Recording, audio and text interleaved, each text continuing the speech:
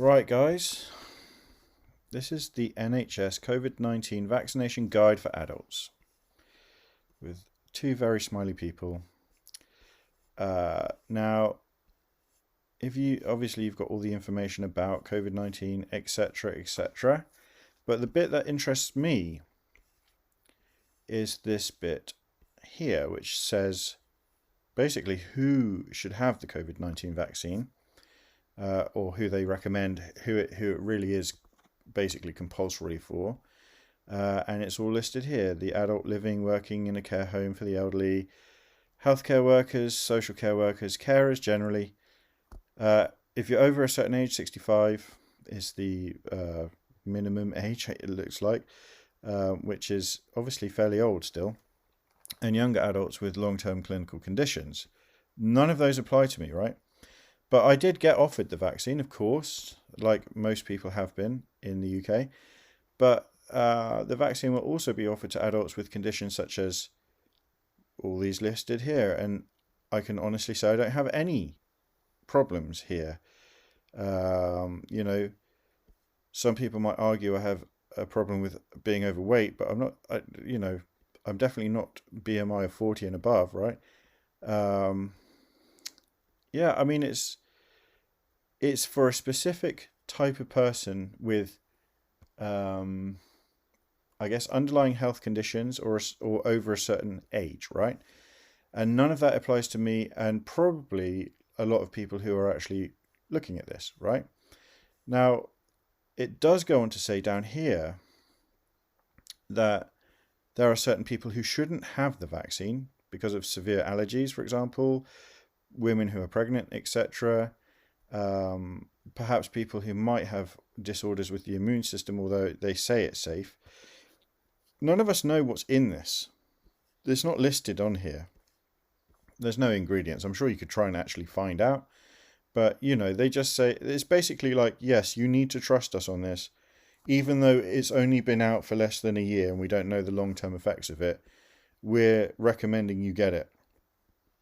And obviously in the UK you don't have to pay for it, but the taxpayer is essentially paying for it for everybody else, which is fine if it works, but there's no actual guarantee it does work, right? I mean, it's, we're looking at this bit, will the vaccine protect me? Well, maybe. There's really no proper evidence to say that it's going to long-term help you, although if it does work, then why not, I guess, if you fall under this criteria that we listed earlier, right? But, to give the impression that it's compulsory and also to the rest of the general public, and I've had two different people, Christians as well, who have called me selfish and ignorant and all the rest of it for not wanting it, is, and that's basically how they are selling this thing. And to me, that's just very, very wicked. And look, we can actually see that by the NHS's own admission, Public Health England, so it's obviously government guide, they clearly say that it's not for everybody, right? They might recommend it, but it's not compulsory, and that's the point. So why is it pushed as compulsory?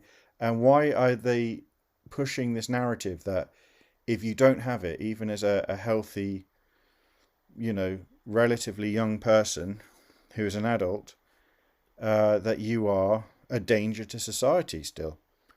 So those are interesting questions, aren't they?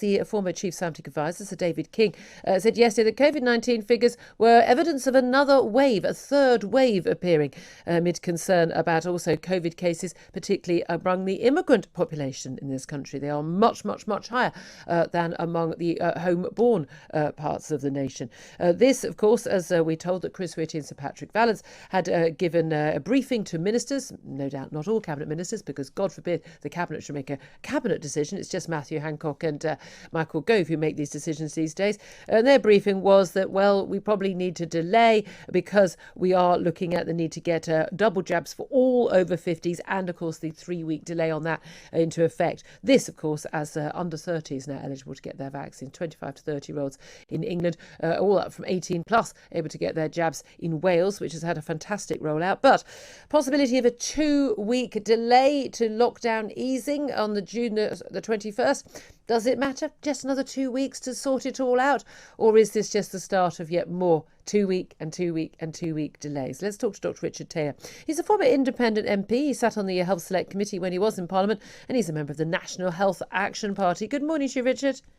Hello, Julia. Good morning. Good morning. Lovely to talk to you. Yet again, we've got doom and gloom. We talk of possibly a third wave. We talk about the need of this Indian variant being more transmissible and therefore needing to get more people jabbed. Does that justify delaying exit from lockdown? It's absolutely justified. We've got to take the risk very, very seriously. It's a deadly virus. Viruses are such clever organisms. They can change much more rapidly than we can change the defenses against them. And they're not like bacteria where we've got antibiotics that will work. The antiviral drugs are few and far between and not always that effective. So, yeah, we've got to take the risk very seriously. Well, I mean, I think we've been taking the risk pretty seriously for the last year and a bit, have we not? The reality is we do have vaccines. The reality is that the vast majority of people who've not been jabbed are at exceedingly low risk of getting seriously ill or dying of this disease, that we have improved treatment as well. How much risk are we willing to take? Because we know that thousands of people die of flu every winter, and we don't lock down the country. We don't stop people meeting, people particularly who are at low risk. Why is it absolutely justified? I think the justification is because it is so infectious and you can have it for several days before you know you've got it. So you're moving around, you're spreading it to other people, and the elderly are still very vulnerable. Even after having, we've got like virtually 99% double jabbed in some communities.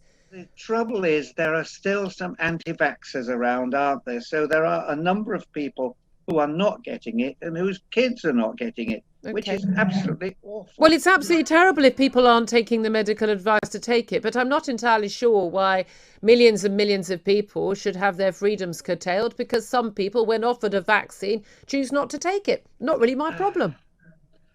No.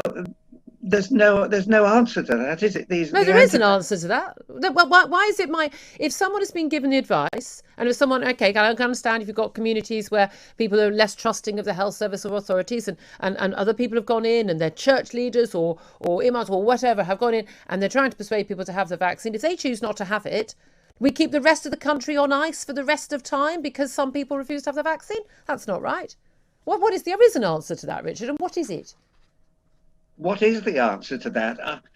The answer to the anti-vaxxers is to make them have it. But this is a free country. Make them have it. And you can't do that, can you? So if you're not going to force people to have them, which, by the way, we should not be forcing anyone to have medical treatment, that would be unethical. So at what point, if they're not going to take the vaccine, how long do you think the rest of us should have our lives curtailed because some people still continue to want to have their lives at risk? Oh, dear me, that's unanswerable. No, Richard Taylor, it's not unanswerable. Well, okay, I think the lockdown should continue indefinitely until we've got rid of this wretched bug, yes. I wish I had something that could beep out the words I'm saying in my head right now to you.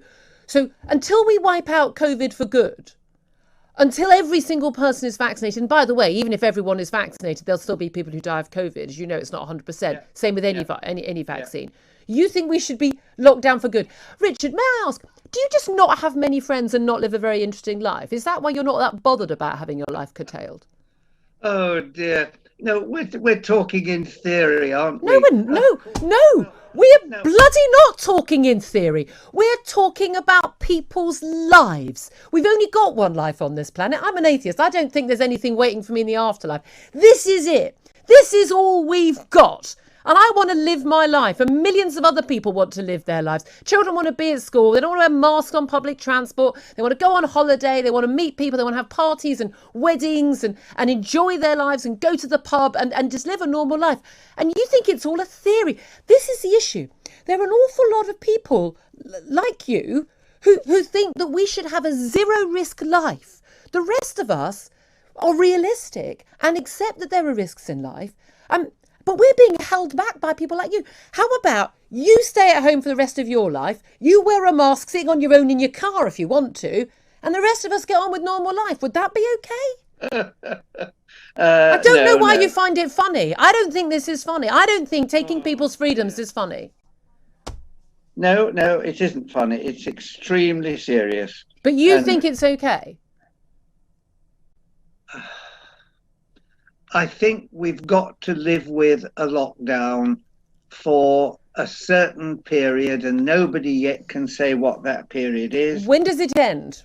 What's the point for you at which it ends? As a doctor and as a former MP, when does it end?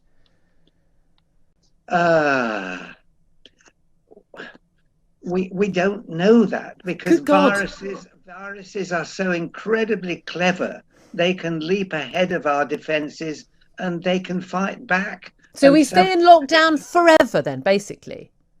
We stay in lockdown until we know that it is no longer spreading and that it's not going round the rest of the world. It's a terrible, that's forever. No, Richard, that's forever. That is forever. Oh dear. Well, sadly, it can't be forever, but that's the idea. Sadly, it can't be forever. It's sad that we can't remain in lockdown forever. No, it is sad that this wretched bug cannot be controlled. But it can. We've got the vaccine. We've got dozens of, half a dozen vaccines that work. If everybody would take the vaccine, but the trouble is we've got these people who are against the vaccine and who are going to get the disease and go on spreading it. Well, so what if the rest of us are protected? That's their lookout. Okay, it's their lookout. Well, it is, isn't it? That's their choice. In the same way that you can say, "Oh, I would never go skiing. That looks far too dangerous," and someone will say, "Well, I'm willing to take that risk. Yes, I may, even with a helmet, I may fall over and kill myself, but I'll take that risk." We allow people to take risks in their lives, don't we? The sadness is that they're probably putting the rest of their family at risk, who don't have that same opinion. Well, then, but not if they've been double jabbed. We saw the stats. Only 3 of the people who've been hospitalised from COVID with the Indian strain, this terribly new dangerous strain, have had 2 jabs. Yeah, but the anti-vaxxers won't allow their family to be vaxxed, presumably. But you're making a lot of assumptions. The take-up of the vaccine has been off the scale in this country, way higher than any other country in Europe, way higher than America. Yeah. So why is it? Because it's a higher level of vaccine take-up than the government and the medics had ever predicted. So why is it still not high enough? It's never going to be enough, is it, Richard? It's every time you laugh, there are people right now who luckily are not on microphone or on camera, who are probably not listening anymore because they've thrown their radios at the wall. How dare you find this funny? I find it extraordinary. My producer's Butcher, I wanted to hear what you had to say. You've been representing, issues on the NHS. I am so terrified that people like you are saying that we should stay in lockdown forever. I don't know how to get out of the position I've got myself into now. Well, you're a trained medic. You were elected member of Parliament. You sat on the Health Committee in the House of Commons. Yeah. And you think that we should basically be in a version of lockdown. You probably think we should be in more lockdown than we are now, right? You want pubs closed again, right? Is my guess? No, I'm very, very lucky in that I have got I'm being extremely selfish because I've got a self-contained life at the moment. So how lovely. How lovely for you. So you haven't got a business about to go under. You didn't have to worry about kids not going to school. And I mean, this is it. Do you not think there are millions of people like you sitting at home in your nice middle class existence, no worries about your business, kids doing fine, even if they were at home, well, they had Zoom lessons, they were okay. And you don't even bother about wearing a mask because you only wear it for about 20 minutes in the supermarket every day. And you're sitting there saying, oh yeah, the rest of the country should stay on lockdown because a few people haven't been vaxxed and therefore we're not 100% safe, which we'd never be even if everyone was vaxxed. Do you not think that is actually an extraordinarily selfish and small-minded view? I'm very sorry to admit it. Yes, I do think it's selfish, and I apologise. I'm just glad you're not making policy, but I fear there are far too many people with your attitude who are making policy. Richard, I'm flabbergasted. I have to leave it there, but I'm absolutely flabbergasted that we are up against this. This is what we're up against. Dr. Richard Taylor, former independent MP and a member of now sort of the National Health Action Party. So in the Express today,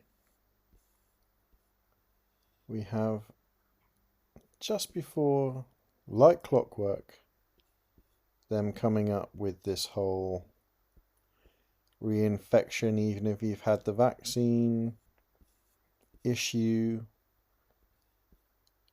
pushing the amount of people who have been testing positive. Not that that means they're symptomatic, by the way. And they're probably over a certain age anyway, if they are suffering. But yeah. Like clockwork, eh? As if you couldn't predict that. Monday is the day we hear about whether they're going to, continue the lockdown. And this came out today, just as I'm making this video. So that's interesting, isn't it?